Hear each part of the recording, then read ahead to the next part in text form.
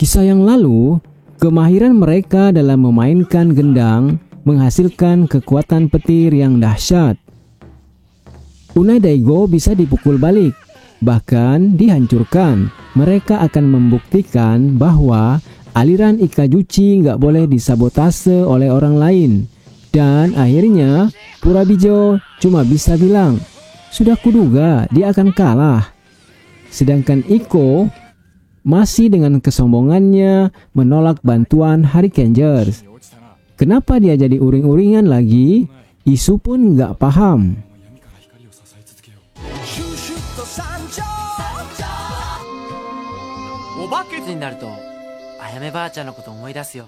Iko tiba-tiba berubah jadi uring-uringan terhadap Hurricaneger. Padahal mereka selalu berbuat baik pada Gauraiger, mengkhawatirkan mereka. Hanya saja Iko selalu dihantui kata-kata leluhurnya yang mengatakan Ikajuchi hanya jadi pelindung cahaya dari kegelapan, yakni Hayate. Pindah ke Centipede, Jakanja lucu Satarakura akan meluncurkan Chunin baru untuk melawan Hurricaneger. Dia adalah ninja pembangkit Pampian. Dia dari suku dengan penduduk terkecil di alam semesta, hanya sebesar nyamuk. Tugas pertamanya mengumpulkan 5 wanita, kemudian disedot jiwanya. Ketika Hurricanegers menemukan wanita-wanita itu, Satarakura pun nongol. Ia memperkenalkan Pampian. Kecepatan terbangnya nggak terlihat mata, hanya saja menimbulkan bekas cahaya. Siapa sangka dari salah satu cahaya itu mengenai arwah nenek Kota yang senantiasa mengawasinya.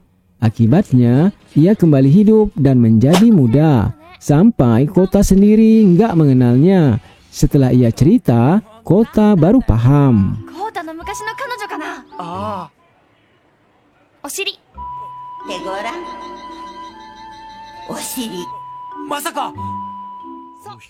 Menurut Oboro, cahaya itu bisa menghidupkan yang telah mati. Tapi mau menghidupkan siapa sesungguhnya? Tanya Kancho. Pertanyaan Kancho segera terjawab dengan munculnya ninja-ninja yang telah kalah. Mereka menyebar di 5 tempat. Oboro menginfokan Gauraiger telah menghalau mereka di tempat lain. Hurricanegers sedikit lega. Lalu Hurricanegers menuju ke TKP. Mereka harus berpencar. Namun meski sendiri-sendiri, mereka bisa mengalahkan Jakanja.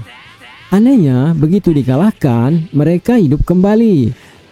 Sebab kata Satarakura, mereka sudah pernah mati, nggak bakal mati lagi. Kecuali biangnya dimatikan. Siapa lagi kalau bukan Pampian. Dan nenek Kota tahu rahasia itu. Maka ia akan membunuh nyamuk itu demi cucu kesayangannya. Pampian kebetulan lapar dan mencari mangsa. Ketika didapati nenek Kota, ia pun langsung menyedot darahnya. Kesempatan ini digunakan Kota untuk menangkapnya dan Pampian bisa dihancurkan. Lalu bosnya mengubah Pampian jadi besar. Walau begitu, tak terlalu menakutkan, masih sebesar manusia. Dan Pampian bisa lagi dikalahkan. Kemudian, ia dirubah lagi jadi raksasa. Kota akan mengalahkannya lagi. Namun, nenek mau ikut Kota bertarung. Maka dengan rasa hormat, Kota mengiyakan. Masalah timbul manakala energi Shinpujin disedot oleh Pampian. Mereka bingung, harus bagaimana? Syukur, Hurricaneger datang. Lalu bergabung dengan Shinpujin dan bergelar Kakuri Raksasa Tenku Shinpujin.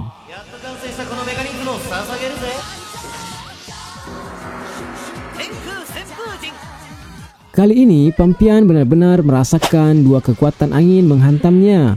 Dan akhirnya Pampian hancur.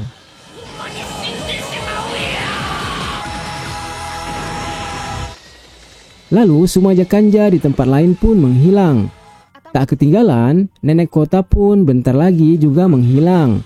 Kota amat bersedih. Terakhir bertemu, ia umur 4 tahun ketika neneknya wafat. Ini kisah Kota. Baca.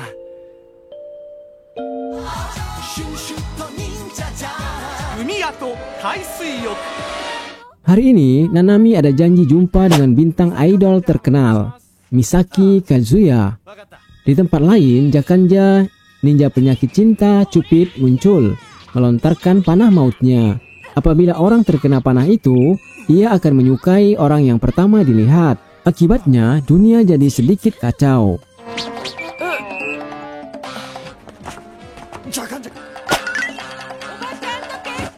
Isu yang mengejar Jakanja Cupid gak sengaja terkena pula panah itu, sehingga ia berubah menjadi suka dengan Nanami. Termasuk bintang Eizol Jakuya juga menyukai Nanami. Persaingan pun terjadi, mereka saling menunjukkan kepedulian. Isu minta saran Yosuke apa yang harus dilakukan agar Nanami mengetahui isi hatinya. Saran Yosuke, beri dia hadiah hewan lucu. Lalu Isu pun membawakan hewan lucu, yakni sapi. Yosuke dan Kota amat kaget, tapi itu lucu menurut dia.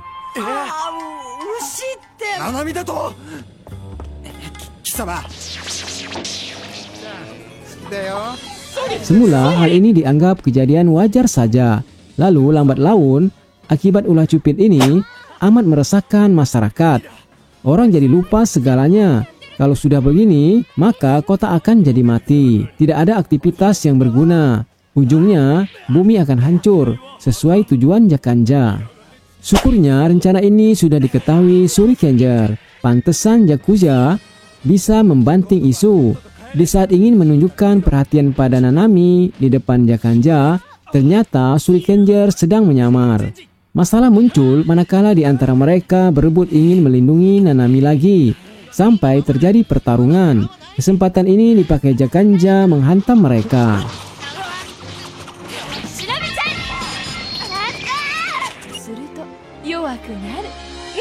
Oleh sebab kekuatan cinta, Kauga Reiger mampu menahan serangan Jakanja. Bahkan di luar dugaan, dia bisa muncul kembali setelah dibombardir. Seterusnya menghabisi Jakanja Cupid. Dengan kalahnya Cupid, perasaan pengacau pun hilang. Mereka sadar semua, ini karena teknik Jakanja saja. Kemudian mereka meneruskan perlawanan terhadap Cupid raksasa. Tenkujin berkolaborasi dengan Gaoraijin.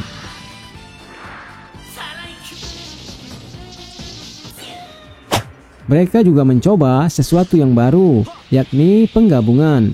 Jadilah dia Kakuri raksasa, Tenku Gaoraijin. Oboro udah gak mau kaget lagi, ini pasti terjadi. Dan Cupid pun dapat dihancurkan. Bumi nggak jadi hancur seperti rencana Jakanja.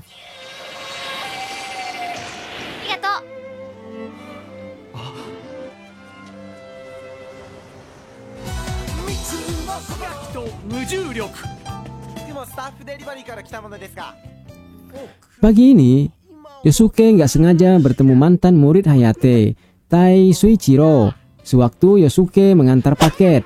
Lalu di tempat lain, Jakanja ninja gravitasi Omokaru berbuat kekacauan dengan menempelkan sesuatu yang sulit dilepas. Ketika Suichiro menyaksikan teman lamanya ini bisa berubah jadi Harikenger, si ninja legendaris, tentu ia nggak menyangka. Apalagi menyaksikan Shurikenger juga nongol, ia seperti bermimpi. Setelah itu, Suichiro menawari Yosuke kerja aja di warungnya.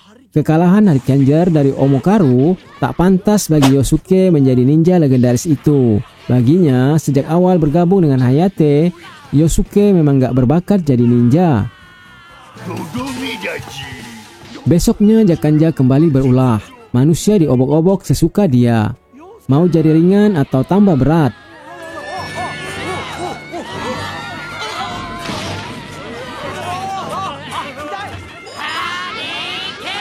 Harikenger datang menghentikan aksi Omokaru. Lagi-lagi mereka kalah.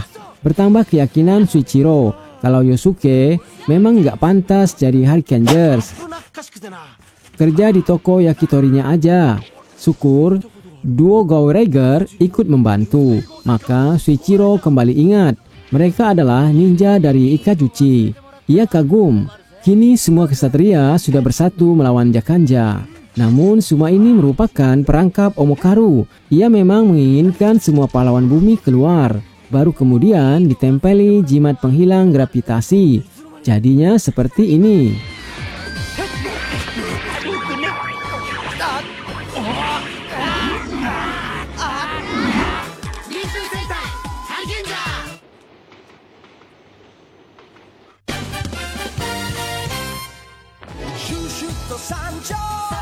Ketika melihat sahabatnya terbenam ke dalam tanah, ia coba mengamalkan ilmu yang pernah dipelajari di Hayate dan berhasil membuat Omokaru terbirit-birit.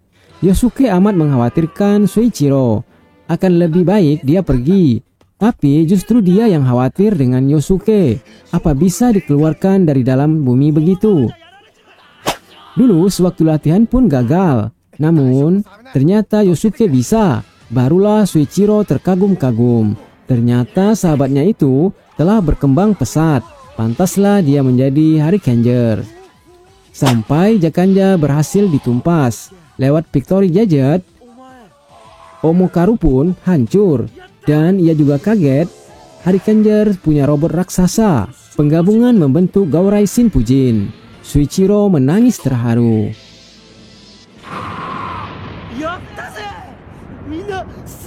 Sekarang mereka telah berubah. Mereka memang pantas jadi Harikenger. Lalu nyanyi bersama.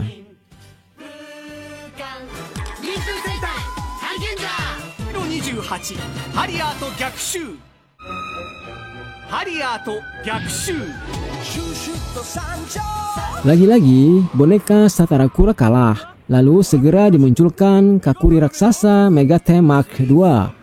Ia boneka Sargain yang bisa meniru serangan Shinpujin dan Gaoraijin.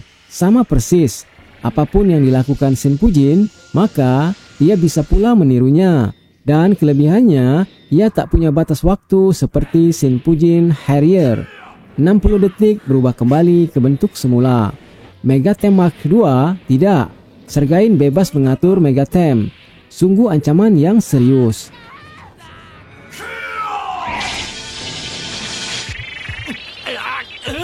Di tempat lain, Iko Kasumi diam-diam mencari orang yang bisa menyembuhkan penyakit di dalam dadanya. Pantasan, ia nggak mendengar panggilan isu tentang adanya Jakanja nongol. Setelah Harikenger dikalahkan, Iko Kasumi baru bisa mendengar panggilan adiknya.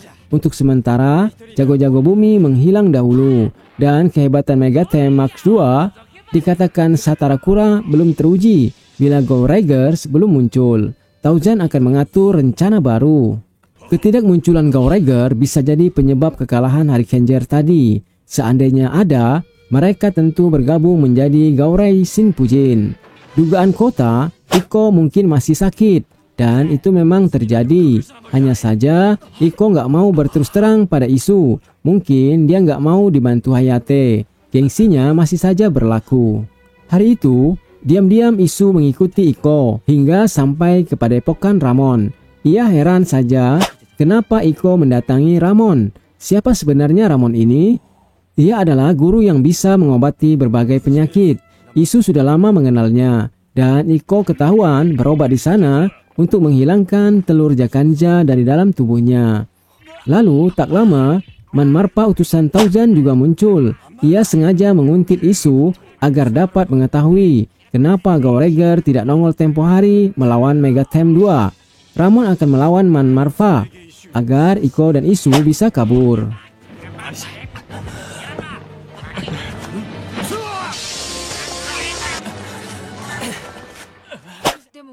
Di tempat lain, Harikengers nggak bisa beristirahat terlalu lama. Megathem 2 telah berulah kembali. Meski tanpa Goureiger, mereka berusaha melawan dengan kemampuan sendiri. Sedangkan Goureiger telah tersusul kembali oleh Manmarpa, sehingga mereka nggak bisa membantu. Untung Shurikengers yang menyamar jadi Ramon berhasil mengusir Manmarpa dan menganjurkan Iko pergi ke Tibet agar bisa mengobati penyakitnya itu. Namun Iko menolak, sebab saat ini musuh telah hadir. Jadi mereka harus melawannya dahulu. Nggak peduli dengan penyakitnya, dan dengan bergabungnya mereka menjadi Gaurai Shinpujin, Megathem 2 dapat diatasi.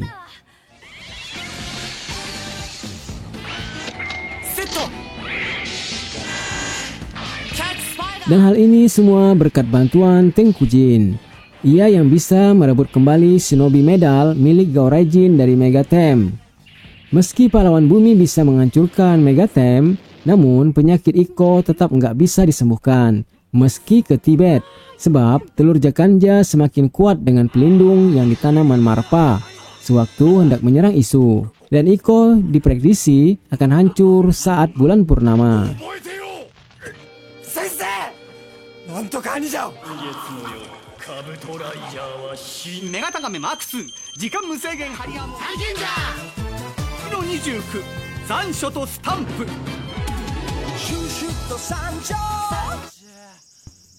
Musim panas sudah berakhir, namun cuaca masih saja dirasa masih panas. Apalagi Yosuke baru saja diganti posisinya sebagai pimpinan Harikenger.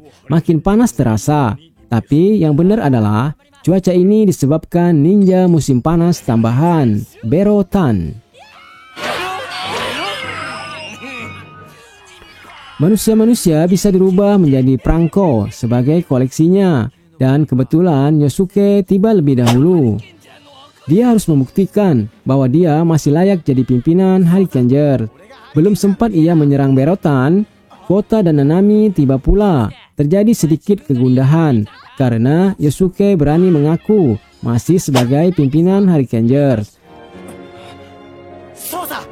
Nanami menenangkan mereka. Saat ini yang harus dilawan itu Jakanja. Lalu Kota langsung perintahkan penggabungan senjata. Berotan sudah mempelajari gerakan Harikengers. Akibatnya serangan Harikengers berbalik kepada mereka. Dan Yosuke bersikap membandel dengan petunjuk ketua baru. Akibatnya dia terbanting. Syukur aja Gaoreger datang membantu. Namun lagi-lagi mereka dihadang Manmarpa. Sedangkan sakit dalam diri Iko masih menerpa. Kehadirannya cuma pengen ngasih tahu, umur Kubota Raiger cuma sampai bulan purnama saja. Perseteruan dua Harikengers terus berlanjut. Siapapun yang melerai nggak ngaruh. Sedangkan Jakanja sudah siap menghancurkan bumi dengan perangko yang dikumpulkan Berotan. Kelak, semua kartu pos yang ditempeli perangko manusia itu diolah dalam perutnya dan menghasilkan bola api yang dahsyat. Bisa menghancurkan bumi.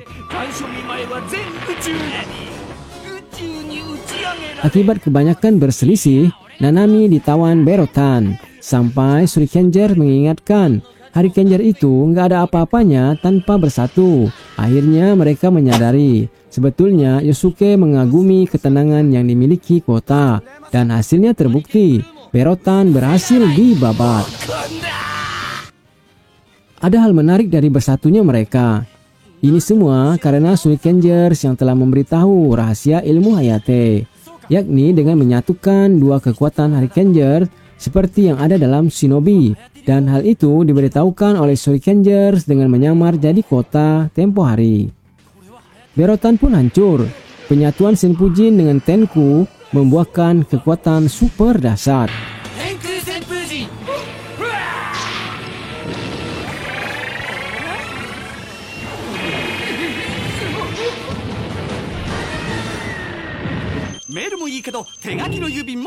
Sambung, Nek.